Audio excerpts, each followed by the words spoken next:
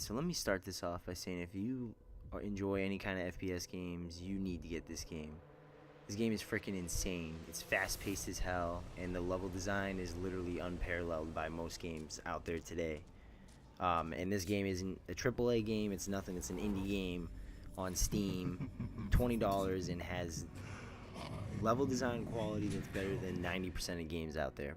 Dusk is made in the same kind of vein as like original Doom and like Quake games, and kind of pulls off like the late graphics of like 90s games.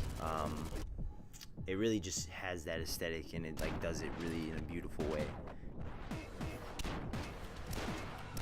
The tone of the game is almost perfectly married to the look of the game.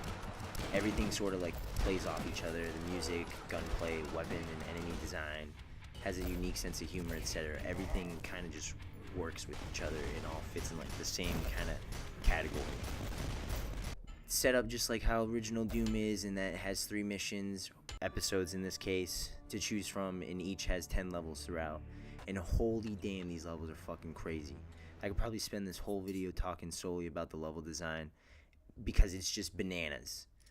I don't want to really like ruin any of the levels in the game, but like as an example is there's one mission in the later episode where you start in an underground city and you're exploring all these buildings, this huge church, these enemies are shooting at you, enemies are running up on you with swords and stuff, finding secret switches to get to these other keys to open up another door in an adjacent building, and you finally reach a switch, hit it, and it opens up the well. You swim under there, and there's like a giant cave underneath there you're swimming through, hit another switch, and you lift the water from the well to completely submerge the entire city you were just, shooting enemies in. So now you go back up, you're swimming through the city, new enemies are flying at you, and then like it just completely like threw me through a loop when I was on that level, just seeing like how it kind of went through. And that's just one level of 30. For the most part, most of the levels are insane. For the first episode, there were times where I kind of felt like I wouldn't experience anything that was,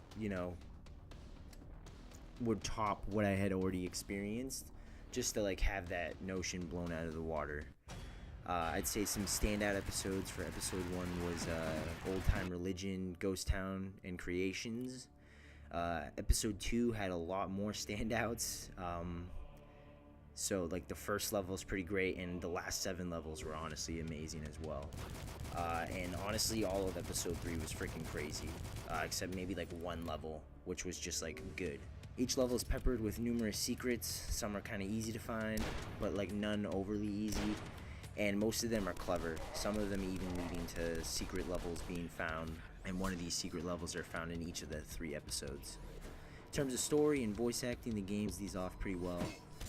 Even though they're minimal, there's like an H.P. Lovecraft type influence on the overall story, and usually only the bosses or some of the enemies that like are voiced, but they fit the game's creepy atmosphere well. Particularly the disembodied voice of the antagonist that follows you throughout the campaign. I have a bias to the heavy metal soundtrack included in the game, since I listen to that style of music a lot. But as someone who has experienced a lot of it and kind of knows a lot of the tropes in the genre, this game really does put in enough to keep it creative.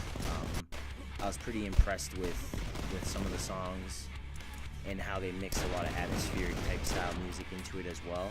Usually only comes in at specific times, but when it does, that's when shit gets real. That's when enemies are flying at you at all corners of the screen. You're taking over 25 enemies at once. It's insane. There are a little over 25 enemy types throughout the game, with bosses usually being introduced and then turned into more challenging enemies with less HP than their boss version. Enemy types are varied enough to find no real complaint in the game's 7 to 8 hour length.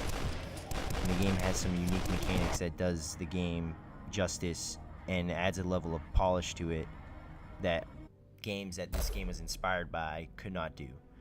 Some lighting mechanics, for example, that are a little more quality and kind of shows that this game was made in 2018.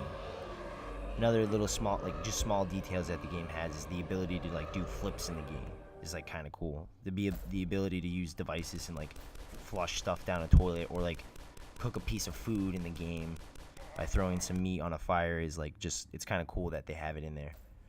Some arbitrary complaints that I have is that sometimes the game is kind of too fast for its own good. This doesn't really happen too often.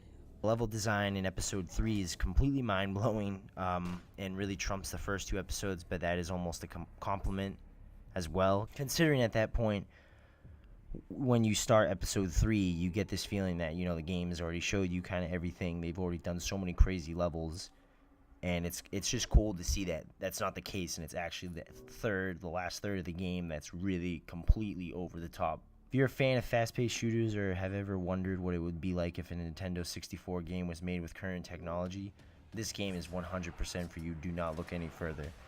This game really does dare to earn its place as one of my favorite games from 2018, simply just for the quality of the level design and atmosphere.